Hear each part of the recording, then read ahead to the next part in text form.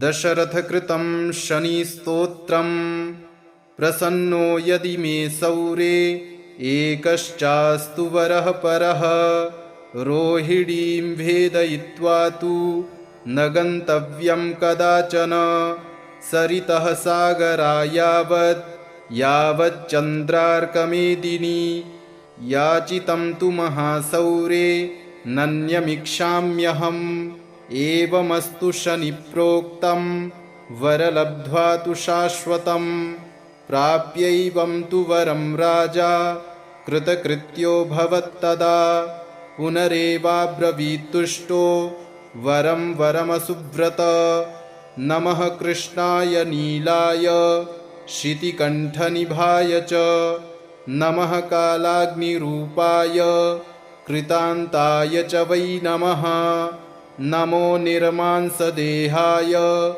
दीर्घश्मश्रुजटाय च नमो विशालनेत्राय शुष्कोदरभयाकृते नमः पुष्कलगात्राय स्थूलरोम्डेऽथ वै नमः नमो दीर्घाय शुष्काय कालदंष्ट्रनमोऽस्तु ते नमस्ते कोटराक्षाय दुर्निरीक्ष्याय वै नमः नमो घोराय रौद्राय भीषणाय कपालिने नमस्ते सर्वभक्षाय बलीमुखनमोऽस्तु ते सूर्यपुत्र नमस्तेस्तु भास्करे भयदाय च अधोदृष्टेः नमस्तेस्तु संवर्तक नमोऽस्तु ते नमो मन्दगते तुभ्यं निस्त्रिंशाय नमोऽस्तु ते तपसा दग्धदेहाय नित्यं योगरताय च नमो नित्यं क्षुधार्ताय अतृप्ताय च वै नमः ज्ञानचक्षुर्नमस्तेस्तु कश्यपात्मजसूनवे तुष्टो ददासि वैराज्यं रुष्टो हरसि तत्क्षणात् देवासुरमनुष्यांश्च सिद्धविद्याधरोरगाः त्वया विलोकिताः सर्वे नाशं यान्ति समूलतः प्रसाद कुरु मे सौरे वरदो भव भास्करे एवं स्तुतस्तदा सौरिर्ग्रहराजो महाबलः प्रसन्नो यदि मे सौरे वरं देहि ममेप्सितम् अद्य प्रभृति पिङ्गाक्ष पीडा देया न कस्यचित्। श्रीहनुमतिस्तोत्रम्।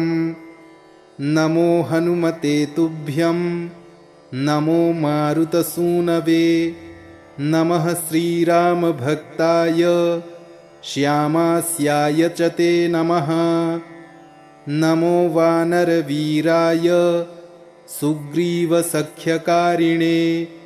लङ्काविदाहनार्थाय हेलासागरतारिणे सीताशोकविनाशाय राममुद्राधराय च रावणस्य कुलच्छेदकारिणे ते नमो नमः मेघनादमखध्वंसकारिणे ते नमो नमः अशोकवनविध्वंसकारिणे भयहारिणे वायुपुत्राय वीराय ह्याकाशोदरगामिने वनपालशिरश्छेद लङ्काप्रासादभञ्जिने ज्वलत्कनकवर्णाय दीर्घलाङ्गूलधारिणे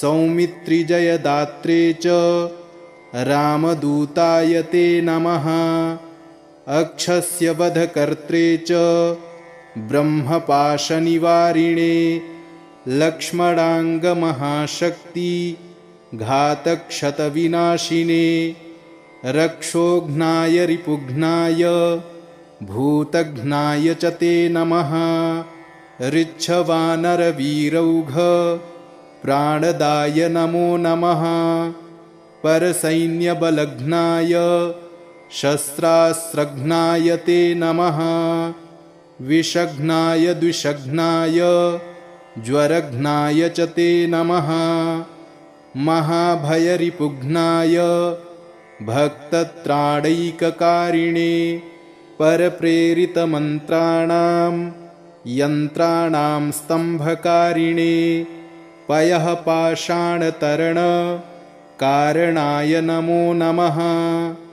बालार्कमण्डलग्रासकारिणे भवतारिणे नखायुधाय भीमाय दन्तायुधधराय च रिपुमायाविनाशाय रामाज्ञालोकरक्षिणे प्रतिग्रामस्थितायाथ रक्षोभूतवधार्थिने करालशैलशस्त्राय द्रुमशस्त्राय ते नमः।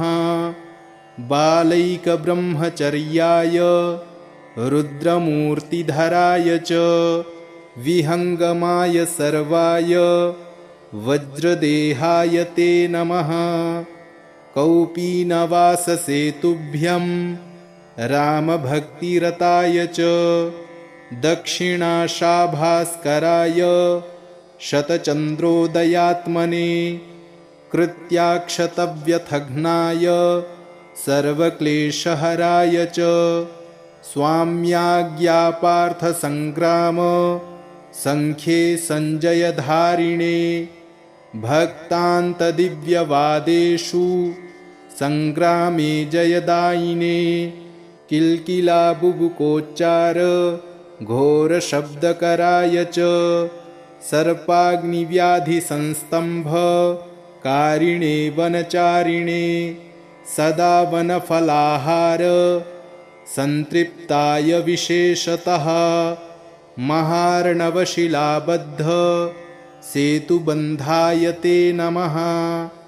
वादे विवादे सङ्ग्रामे भये घोरे महावने सिंहव्याघ्रादिचौरेभ्यः स्तोत्रपाठाद्भयं नहि दिव्ये भूतभये व्याघ्रौ विषे स्थावरजङ्गमे राजशस्त्रभये चोग्रे तथा ग्रहभयेषु च जले सर्वे महावृष्टौ दुर्भिक्षे प्राणसम्प्लवे पठेत् स्तोत्रं प्रमुच्येत भयेभ्यः सर्वतो नरः तस्य क्वापि भयं नास्ति हनुमत्स्तव पाठतः सर्वदा वै त्रिकालं च पठनीयमिदं स्तवम् सर्वान् कामान् वाप्नोति नात्र कार्या विचारणा विभीषणकृतं स्तोत्रं तार्क्ष्येण समुदीरितं ये पठिष्यन्ति भक्त्या वै सिद्धयस्तत्करे स्थिताः। श्रीशनि एवं शनिभार्या स्तोत्रम् यः पुरा राज्यभ्रष्टाय नलाय प्रददो किल स्वप्ने सौरिः स्वयं मन्त्रं सर्वकामफलप्रदं क्रोडं नीलाञ्जनप्रख्यं नीलजीमूतसन्निभं छायामार्तण्डसम्भूतं नमस्यामि शनैश्चरम्।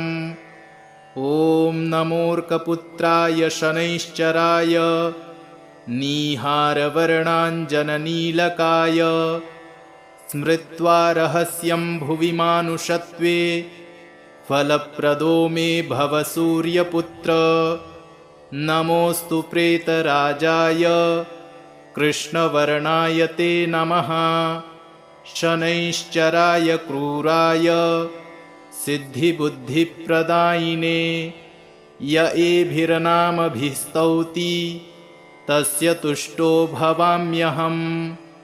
मामकानां भयं तस्य स्वप्नेष्वपि न जायते गार्गेयकौशिकस्यापि पिप्पलादो महामुनिः। शनैश्चरकृता पीडा न भवति कदाचनः। क्रोडस्तु पिङ्गलो बभ्रुः कृष्णो रौद्रोऽन्तको यमः। शौरिः शनैश्चरो मन्दः पिप्पलादेन संयुतः।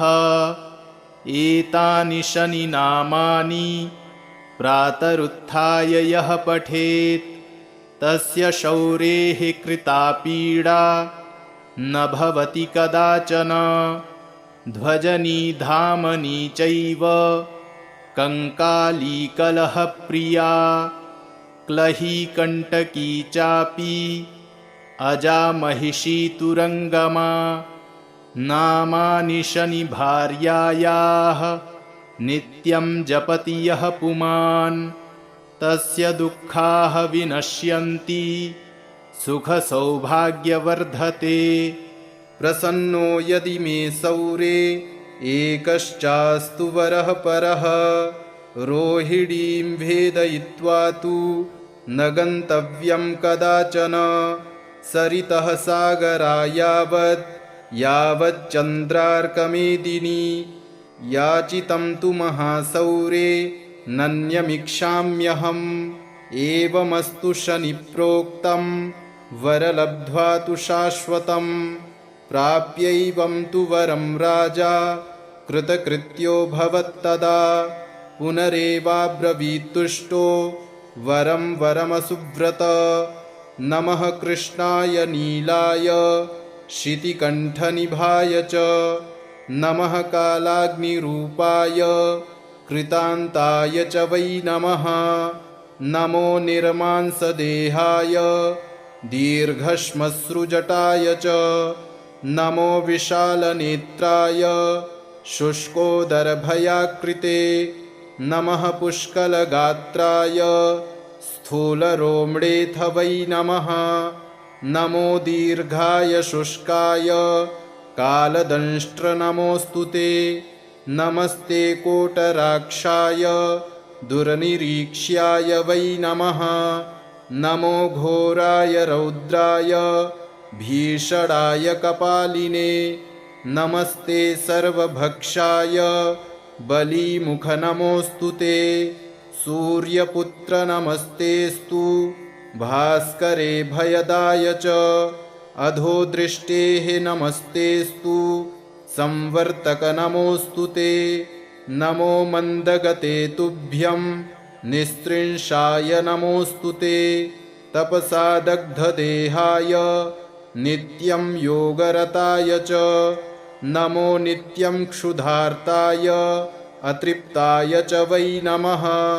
ज्ञानचक्षुर्नमस्तेस्तु कश्यपात्मजसूनवे। तुष्टो ददासि वैराज्यं रुष्टो हरसि तत्क्षणात्। देवासुरमनुष्यांश्च सिद्धविद्याधरोरगाः त्वया विलोकिताः सर्वे नाशं यान्ति समूलतः। प्रसाद कुरु मे सौरे वरदो भव भास्करे। एवं स्तुतस्तदा सौरिर्ग्रहराजो महाबलः। प्रसन्नो यदि मे सौरे वरं देहि ममेप्सितम्। अद्य प्रभृति पिङ्गाक्ष पीडा देया न कस्यचित्। नमो हनुमते तुभ्यं नमो मारुतसूनवे। नमः श्रीरामभक्ताय श्यामास्याय च ते नमः। नमो वानरवीराय सुग्रीवसख्यकारिणे। लङ्काविदाहनार्थाय हेलासागरतारिणे। सीताशोकविनाशाय राममुद्राधराय च। रावणस्य कुलच्छेदकारिणे ते नमो नमः। मेघनादमखध्वंसकारिणे ते नमो नमः। अशोकवनविध्वंसकारिणे भयहारिणे। वायुपुत्राय वीराय ह्याकाशोदरगामिने। वनपालशिरश्छेद लङ्काप्रासादभञ्जिने। ज्वलत्कनकवर्णाय दीर्घलाङ्गूलधारिणे।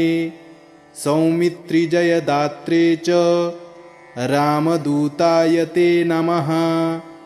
अक्षस्य वधकर्त्रे च ब्रह्मपाशनिवारिणे लक्ष्मणाङ्गमहाशक्ति घातक्षतविनाशिने रक्षोघ्नाय रिपुघ्नाय भूतघ्नाय च ते नमः ऋच्छवानरवीरौघ प्राणदाय नमो नमः परसैन्यबलघ्नाय शस्त्रास्त्रघ्नाय ते नमः विषघ्नाय द्विषघ्नाय ज्वरघ्नाय च ते नमः महाभयरिपुघ्नाय भक्तत्राणैककारिणे परप्रेरितमन्त्राणां यन्त्राणां स्तम्भकारिणे पयः पाषाणतरणकारणाय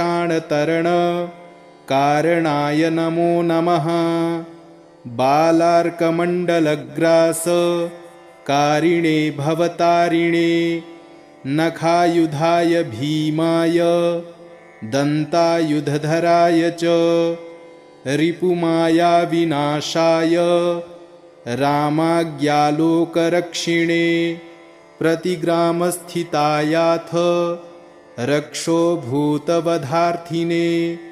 करालशैलशस्त्राय द्रुमशस्त्राय ते नमः बालैकब्रह्मचर्याय रुद्रमूर्तिधराय च विहङ्गमाय सर्वाय वज्रदेहाय ते नमः कौपीनवाससेतुभ्यं रामभक्तिरताय च दक्षिणाशाभास्कराय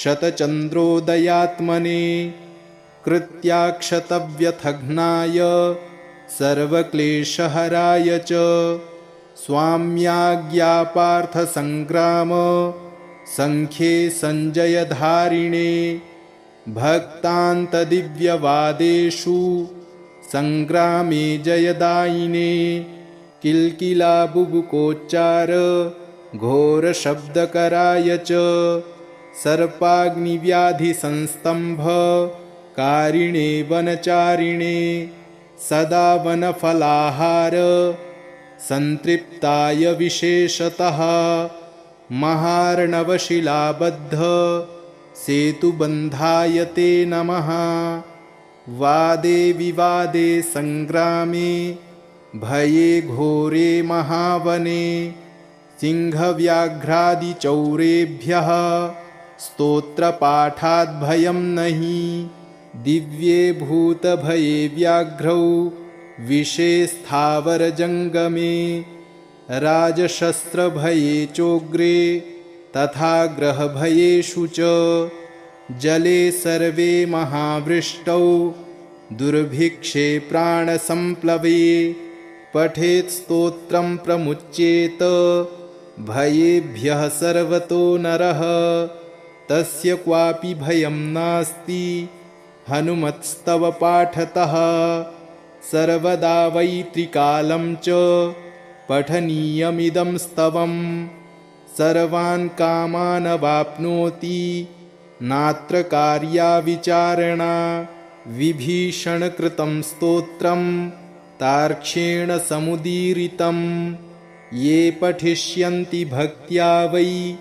सिद्धयस्तत्करे स्थिताः यः पुरा राज्यभ्रष्टाय नलाय प्रददो किल स्वप्ने सौरिः स्वयं मन्त्रं सर्वकामफलप्रदं क्रोडं नीलाञ्जनप्रख्यं नीलजीमूतसन्निभं छायामार्तण्डसम्भूतं नमस्यामि शनैश्चरम् ॐ नमोऽर्कपुत्राय शनैश्चराय नीहारवर्णाञ्जननीलकाय स्मृत्वा रहस्यं भुवि मानुषत्वे फलप्रदो मे भव सूर्यपुत्र नमोऽस्तु प्रेतराजाय कृष्णवर्णाय ते नमः शनैश्चराय क्रूराय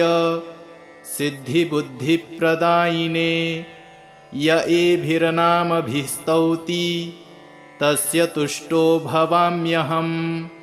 मामकानां भयं तस्य स्वप्नेष्वपि न जायते।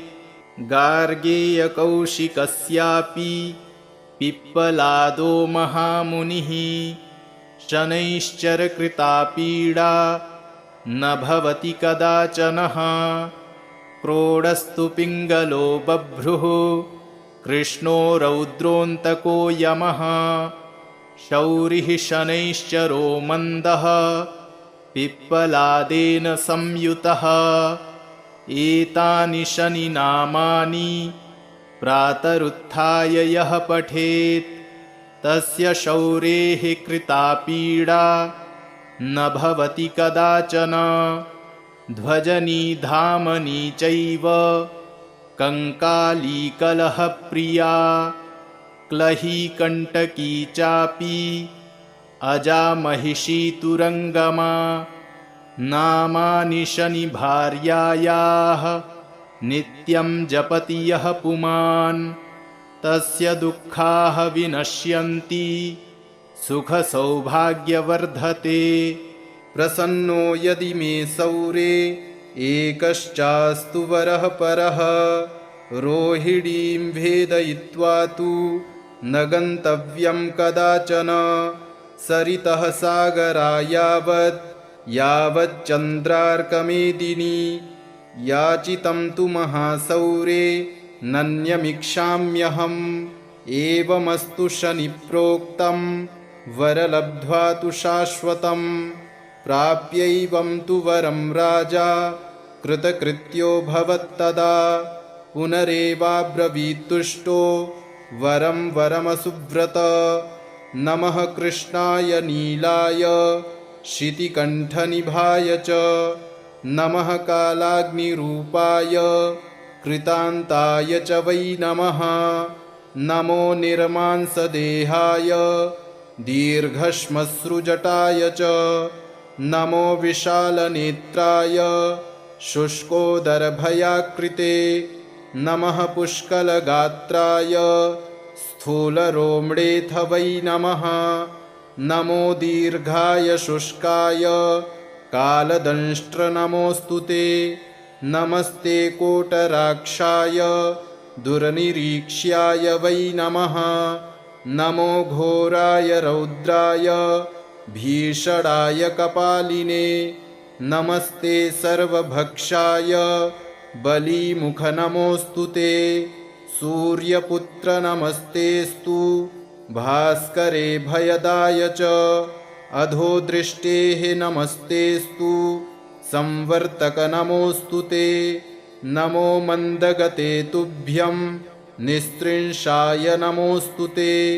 तपसा दग्धदेहाय नित्यं योगरताय च। नमो नित्यं क्षुधार्ताय अतृप्ताय च वै नमः। ज्ञानचक्षुर्नमस्तेस्तु कश्यपात्मजसूनवे। तुष्टो ददासि वैराज्यं रुष्टो हरसि तत्क्षणात्। देवासुरमनुष्यांश्च सिद्धविद्याधरोरगाः त्वया विलोकिताः सर्वे नाशं यान्ति समूलतः। प्रसाद कुरु मे सौरे वरदो भव भास्करे। एवं स्तुतस्तदा सौरिर्ग्रहराजो महाबलः। प्रसन्नो यदि मे सौरे वरं देहि ममेप्सितम्। अद्य प्रभृति पिङ्गाक्ष पीडा देया न कस्यचित्। नमो हनुमते तुभ्यं नमो मारुतसूनवे।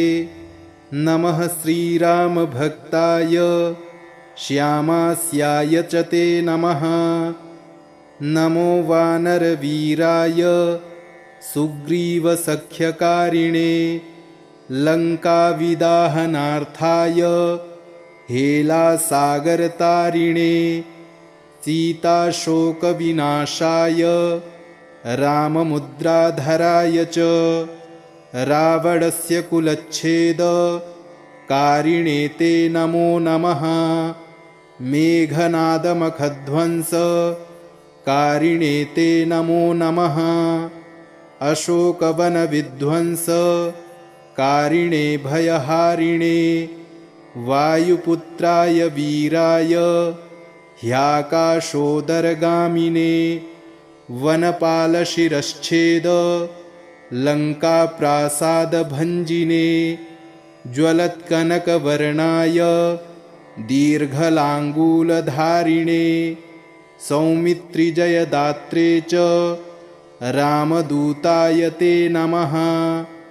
अक्षस्य वधकर्त्रे च ब्रह्मपाशनिवारिणे लक्ष्मणाङ्गमहाशक्ति घातक्षतविनाशिने रक्षोघ्नाय रिपुघ्नाय भूतघ्नाय च ते नमः। ऋच्छवानरवीरौघ प्राणदाय नमो नमः। परसैन्यबलघ्नाय शस्त्रास्त्रघ्नाय ते नमः। विषघ्नाय द्विषघ्नाय ज्वरघ्नाय च ते नमः। महाभयरिपुघ्नाय भक्तत्राणैककारिणे परप्रेरितमन्त्राणां यन्त्राणां स्तम्भकारिणे पयः पाषाणतरणकारणाय नमो नमः। बालार्कमण्डलग्रासकारिणे भवतारिणे नखायुधाय भीमाय दन्तायुधधराय च रिपुमायाविनाशाय रामाज्ञालोकरक्षिणे प्रतिग्रामस्थितायाथ रक्षोभूतवधार्थिने करालशैलशस्त्राय द्रुमशस्त्राय ते नमः। बालैकब्रह्मचर्याय रुद्रमूर्तिधराय च विहङ्गमाय सर्वाय वज्रदेहाय ते नमः। कौपीनवाससेतुभ्यं रामभक्तिरताय च दक्षिणाशाभास्कराय शतचन्द्रोदयात्मने कृत्याक्षतव्यथघ्नाय सर्वक्लेशहराय च स्वाम्याज्ञापार्थसङ्ग्राम सङ्ख्ये सञ्जयधारिणे भक्तान्तदिव्यवादेषु सङ्ग्रामे जयदायिने किल्किलाबुबुकोच्चार घोरशब्दकराय च सर्पाग्निव्याधिसंस्तम्भकारिणे वनचारिणे सदा वनफलाहार सन्तृप्ताय विशेषतः महार्णवशिलाबद्ध सेतुबन्धाय ते नमः।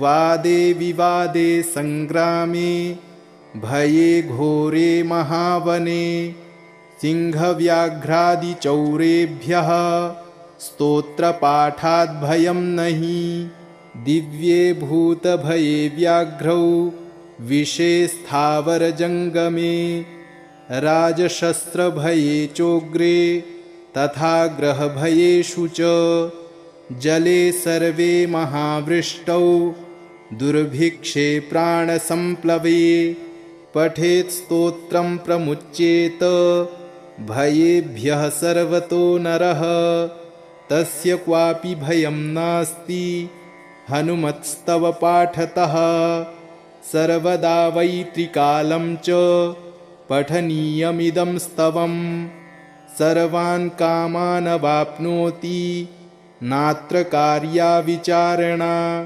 विभीषणकृतं स्तोत्रं तार्क्ष्येण समुदीरितं ये पठिष्यन्ति भक्त्या वै सिद्धयस्तत्करे स्थिताः यः पुरा राज्यभ्रष्टाय नलाय प्रददो किल स्वप्ने सौरिः स्वयं मन्त्रं सर्वकामफलप्रदं क्रोडं नीलाञ्जनप्रख्यं नीलजीमूतसन्निभं छायामार्तण्डसम्भूतं नमस्यामि शनैश्चरम् ॐ नमोऽर्कपुत्राय शनैश्चराय नीहारवर्णाञ्जननीलकाय स्मृत्वा रहस्यं भुवि मानुषत्वे फलप्रदो मे भव सूर्यपुत्र।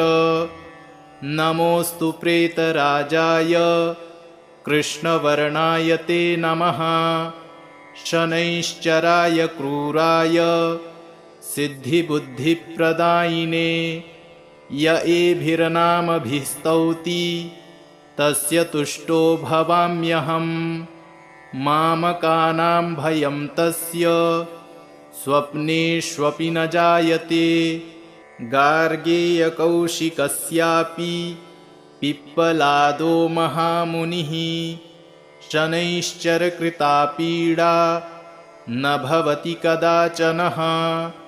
क्रोडस्तु पिङ्गलो बभ्रुः कृष्णो रौद्रोऽन्तको यमः।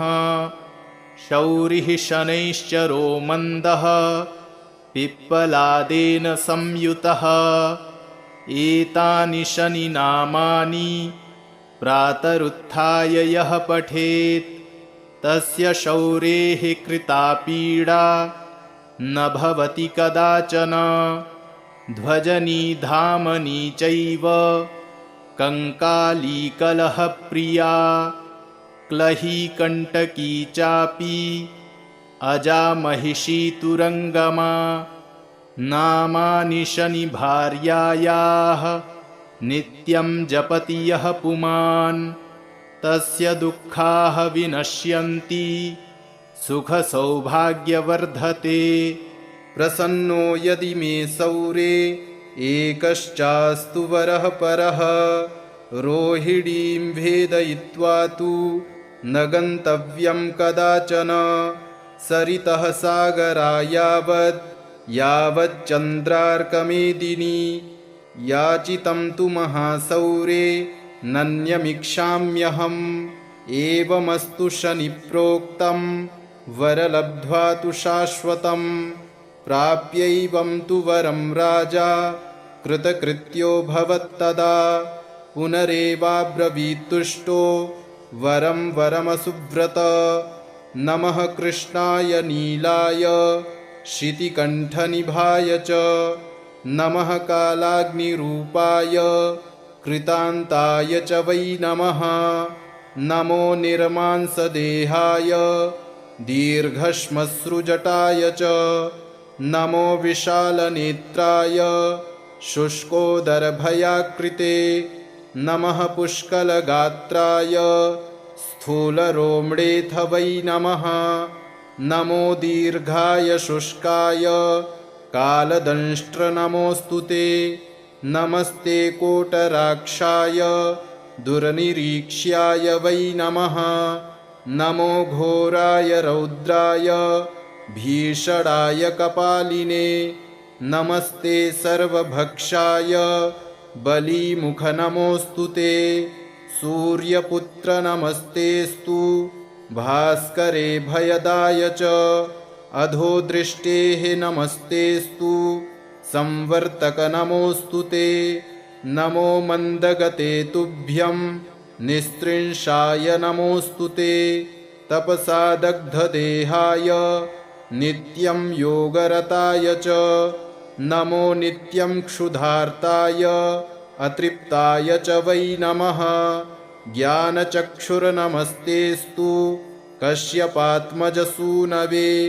तुष्टो ददासि वैराज्यं रुष्टो हरसि तत्क्षणात्।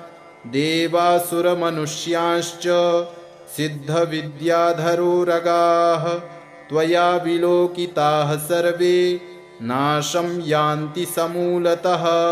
प्रसाद कुरु मे सौरे वरदो भव भास्करे। एवं स्तुतस्तदा सौरिर्ग्रहराजो महाबलः। प्रसन्नो यदि मे सौरे वरं देहि ममेप्सितम्। अद्य प्रभृति पिङ्गाक्ष पीडा देया न कस्यचित्।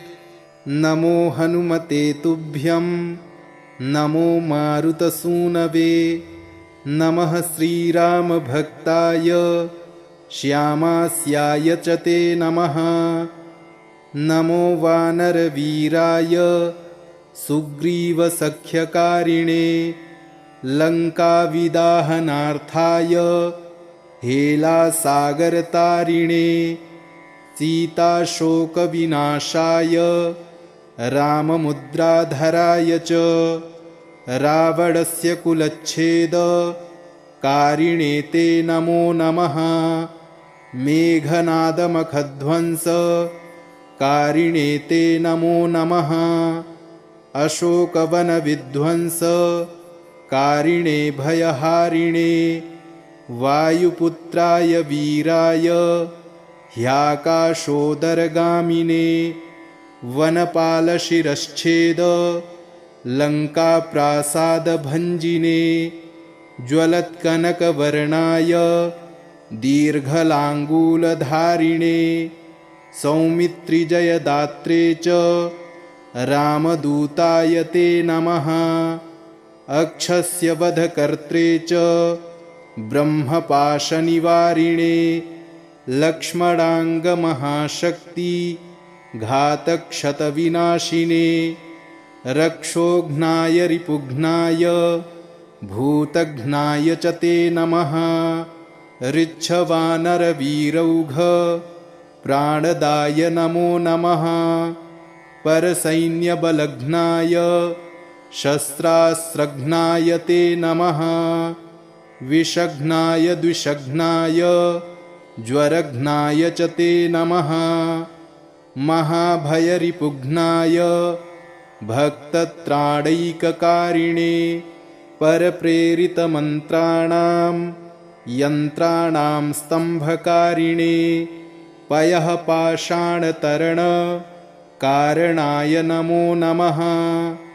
बालार्कमण्डलग्रासकारिणे भवतारिणे नखायुधाय भीमाय दन्तायुधधराय च रिपुमायाविनाशाय रामाज्ञालोकरक्षिणे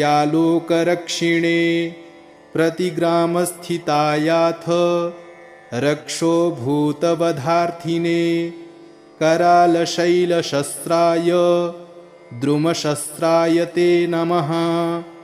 बालैकब्रह्मचर्याय रुद्रमूर्तिधराय च विहङ्गमाय सर्वाय वज्रदेहाय ते नमः। कौपीनवाससेतुभ्यं रामभक्तिरताय च दक्षिणाशाभास्कराय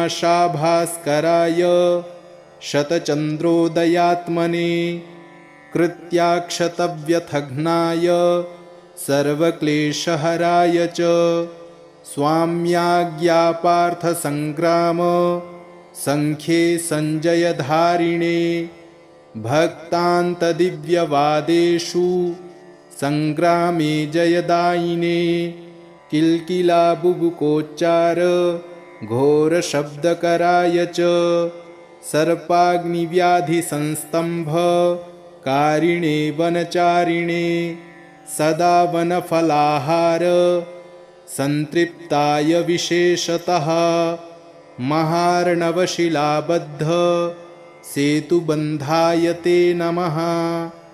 वादे विवादे सङ्ग्रामे भये घोरे महावने सिंहव्याघ्रादिचौरेभ्यः स्तोत्रपाठाद्भयं नहि दिव्ये भूतभये व्याघ्रौ विषे स्थावरजङ्गमे राजशस्त्रभये चोग्रे तथा ग्रहभयेषु च जले सर्वे महावृष्टौ दुर्भिक्षे प्राणसम्प्लवे पठेत् स्तोत्रं प्रमुच्येत भयेभ्यः सर्वतो नरः तस्य क्वापि भयं नास्ति हनुमत्स्तव पाठतः सर्वदा वै त्रिकालं च पठनीयमिदं स्तवं सर्वान् कामानवाप्नोति नात्र कार्या विचारणा विभीषणकृतं स्तोत्रं तार्क्ष्येण समुदीरितं ये पठिष्यन्ति भक्त्या वै सिद्धयस्तत्करे स्थिताः। यः पुरा राज्यभ्रष्टाय नलाय प्रददो किल स्वप्ने सौरिः स्वयं मन्त्रं सर्वकामफलप्रदम् क्रोडं नीलाञ्जनप्रख्यं नीलजीमूतसन्निभं छायामार्तण्डसम्भूतं नमस्यामि शनैश्चरम्।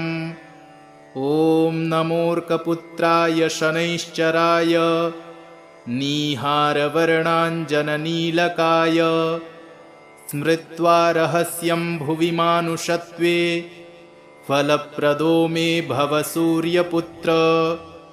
नमोऽस्तु प्रेतराजाय कृष्णवर्णाय ते नमः। शनैश्चराय क्रूराय सिद्धिबुद्धिप्रदायिने य एभिर्नामभिस्तौति तस्य तुष्टो भवाम्यहम्। मामकानां भयं तस्य स्वप्नेष्वपि न जायते। गार्गेयकौशिकस्यापि पिप्पलादो महामुनिः शनैश्चरकृता पीडा न भवति कदाचनः। क्रोडस्तु पिङ्गलो बभ्रुः कृष्णो रौद्रोऽन्तको यमः। शौरिः शनैश्चरो मन्दः पिप्पलादेन संयुतः। एतानि शनिनामानि प्रातरुत्थाय यः पठेत् तस्य शौरेः कृता पीडा न भवति कदाचन। ध्वजनी धामनी चैव कङ्काली कलहप्रिया क्लही कण्टकी चापि अजा महिषी तुरङ्गमा।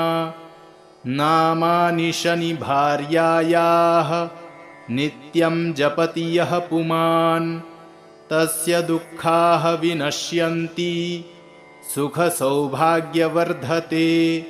प्रसन्नो यदि मे सौरे एकश्चास्तु वरः परः रोहिणीं भेदयित्वा तु न गन्तव्यं कदाचन। सरितः सागरा यावच्चन्द्रार्कमेदिनी याचितं तु महासौरे नन्यमिक्षाम्यहम्। एवमस्तु शनिप्रोक्तं वरलब्ध्वा तु शाश्वतं प्राप्यैवं तु वरं राजा कृतकृत्यो भवत्तदा। पुनरेवाब्रवीत्तुष्टो वरं वरमसुव्रत। नमः कृष्णाय नीलाय शितिकण्ठनिभाय च नमः कालाग्निरूपाय कृतान्ताय च वै नमः।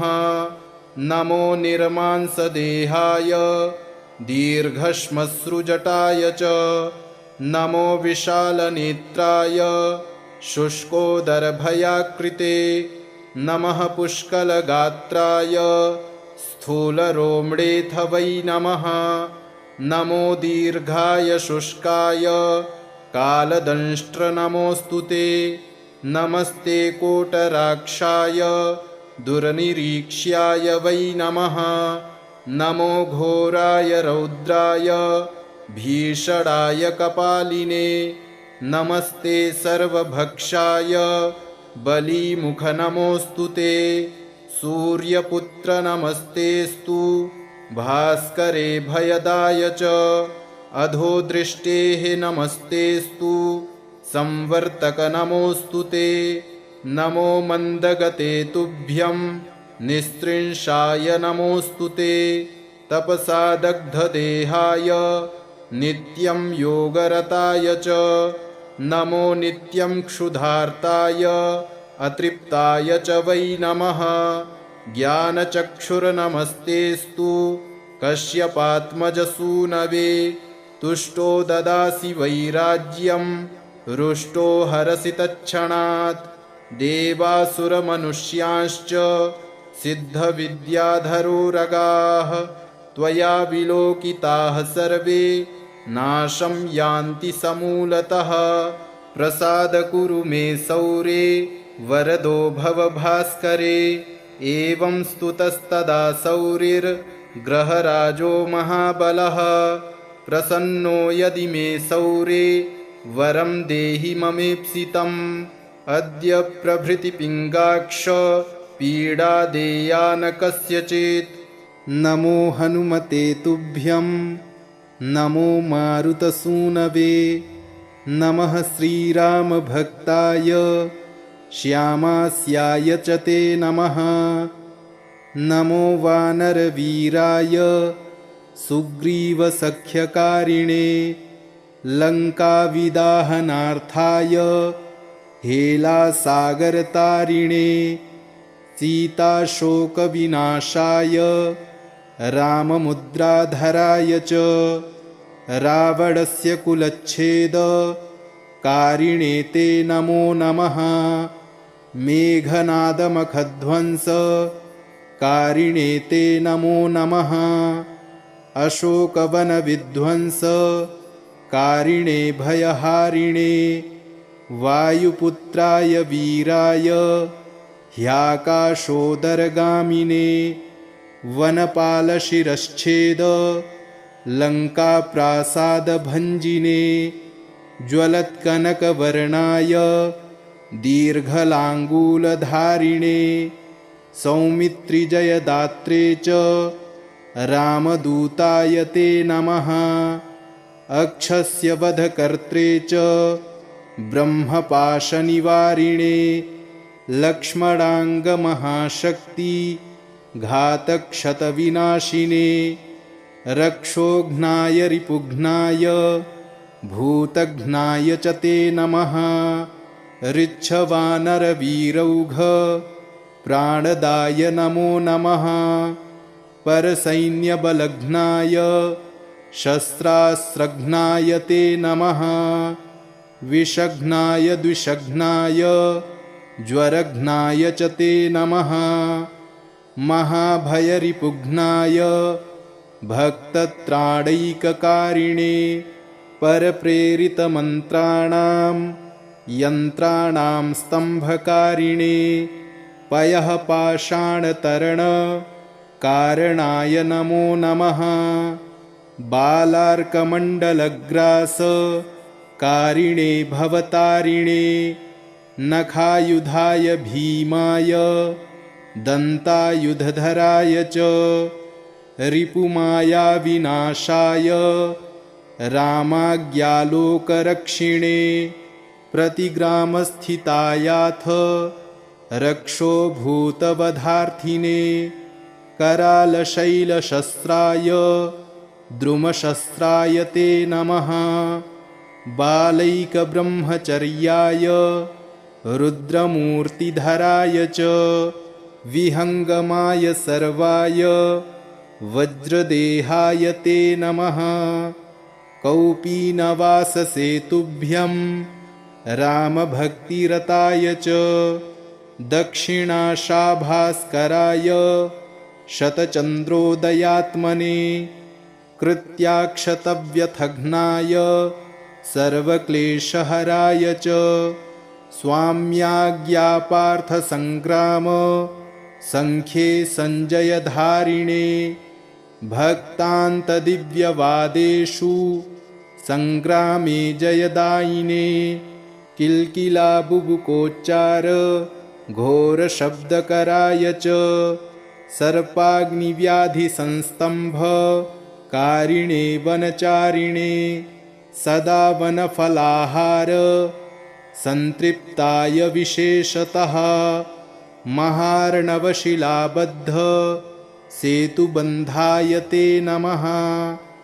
वादे विवादे सङ्ग्रामे भये घोरे महावने सिंहव्याघ्रादिचौरेभ्यः स्तोत्रपाठाद्भयं नहि दिव्ये भूतभये व्याघ्रौ विषे स्थावरजङ्गमे राजशस्त्रभये चोग्रे तथा ग्रहभयेषु च जले सर्वे महावृष्टौ दुर्भिक्षे प्राणसम्प्लवे पठेत् स्तोत्रं प्रमुच्येत भयेभ्यः सर्वतो नरः तस्य क्वापि भयं नास्ति हनुमत्स्तव पाठतः सर्वदा वै त्रिकालं च पठनीयमिदं स्तवम् सर्वान् कामान् अवाप्नोति नात्र कार्या विचारणा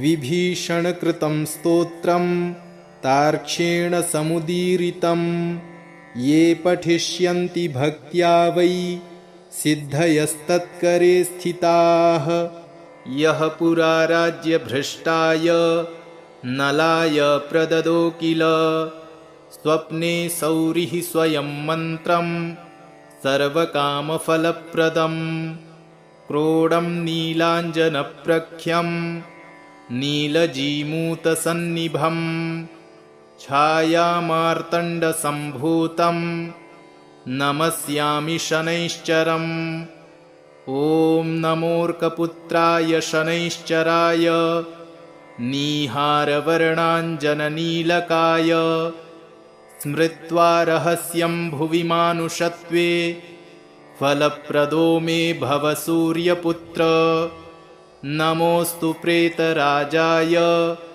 कृष्णवर्णाय ते नमः शनैश्चराय क्रूराय सिद्धिबुद्धिप्रदायिने य एभिर्नामभिस्तौति तस्य तुष्टो भवाम्यहम् मामकानां भयं तस्य स्वप्नेष्वपि न जायते गार्गेयकौशिकस्यापि पिप्पलादो महामुनिः शनैश्चरकृता पीडा न भवति कदाचनः क्रोडस्तु पिङ्गलो बभ्रुः कृष्णो रौद्रोऽन्तको यमः शौरिः शनैश्चरो मन्दः पिप्पलादेन संयुतः एतानि शनिनामानि प्रातरुत्थाय यः पठेत् तस्य शौरेः